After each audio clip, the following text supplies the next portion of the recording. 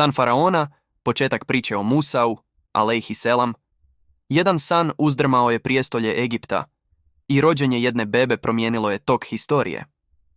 U zemlji drevnog Egipta moćni faraon vladao je s ohološću i strahom, ali jedne noći, san koji je usnio, uzdrmao je njegovo srce i najavio dolazak djeteta koje će srušiti njegovo carstvo.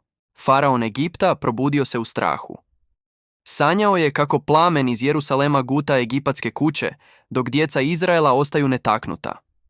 U strahu, faraon je pozvao svoje sveštenike, ministre i vraćeve. Ispričao im je san koji je uzdrmao njegovo srce. Nakon dugog vijećanja, zaključiše da će se među sinovima Izraelovim roditi dječak, koji će porušiti faraonovu moć.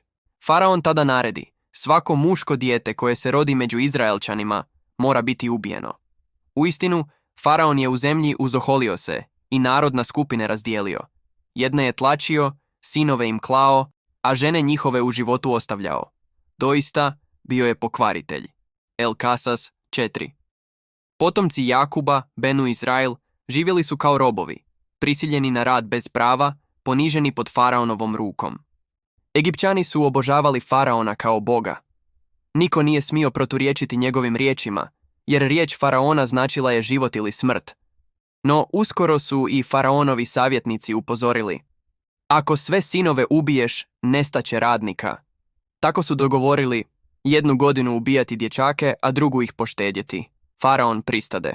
Tako je počela priča o Musau, alejhi selam, djetetu rođenom u godini smrti, ali čija sudbina je bila da spasi narod od faraona.